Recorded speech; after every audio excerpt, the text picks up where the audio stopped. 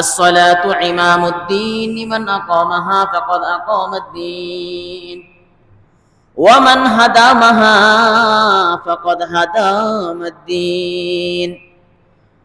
আল্লাহ নবী সাল্লাল্লাহু আলাইহি ওয়াসাল্লাম বলেন, এই বান্দারা, নামাজটা হলো দ্বীনের একটা খুঁটি, ধর্মের একটা খুঁটি হলো নামাজ। দুনিয়াতে বিভিন্ন বস্তু বানানোর জন্য যেমন খুঁটির প্রয়োজন হয়, নবী করিম সাল্লাল্লাহু আলাইহি ওয়াসাল্লাম বলেন, ধর্মের খুঁটি, দ্বীনের খুঁটি হলো নামাজ। নামাজ হলো দ্বীনের খুঁটি। নামাজকে আল্লাহ তাআলা দ্বীনের খুঁটি হিসাবে বানাইছেন।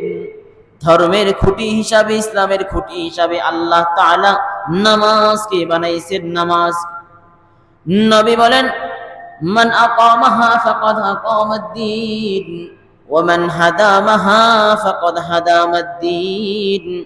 আল্লাহর নবী বলেন, কেউ যদি নামাজকে পরিপূর্ণভাবে আদায় করে রে, সেই বান্দা ধর্মের খুঁটিকে ঠিক মতো আদায় করলো। আর যে বান্দা ধর্মের খুঁটি তথা নামাজকে ঠিক মতো আদায় করলো না, আল্লাহ নবী সাল্লাল্লাহু আলাইহি ওয়াসাল্লাম বলেন, সে কেমন জানি ধর্মের খুঁটিটাই ঠিক রাখলো না। বলেন নাউজুবিল্লাহ। আপনি মুসলমান দাবি করেন, আপনি ইসলামের উপর অটল আছেন, কিন্তু ইসলামের উপর অটল থাকার জন্য যে জিনিসটার প্রয়োজন, সেই জিনিসটাই আপনার মধ্যে নাই। কথা বলেন ঠিক কি না? আমরা মুসলমান দাবি করি, মুসলমান, কিন্তু আমাদের দ্বারা প্রতিদিন নামাজ ছুটে যায়, কিন্তু আমরা মুসলমান হিসাবে আমাদের সামান্য আফসোসও হয় না। কথা বলেন ঠিক কি না? আমাদের সামান্য আফসোসও হয় না।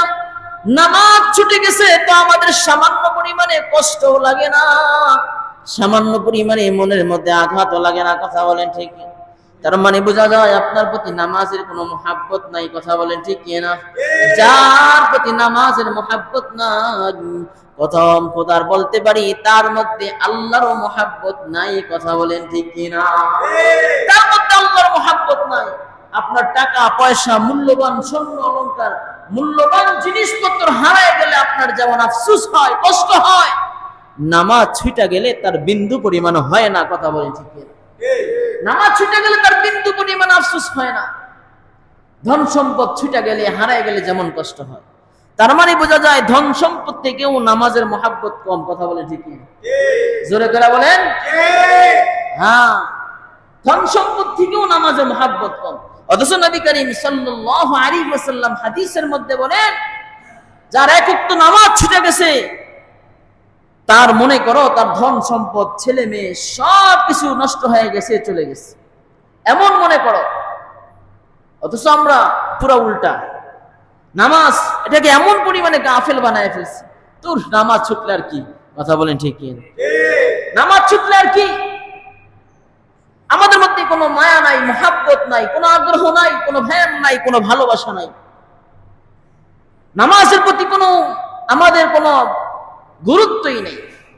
এই মসজিদ আবাদ করেছি, আজকে প্রত্যেকটা গ্রামে গ্রামে মসজিদ তৈরি হয়ে গেছে, কিন্তু মসজিদ তৈরি হলে লাভ কি?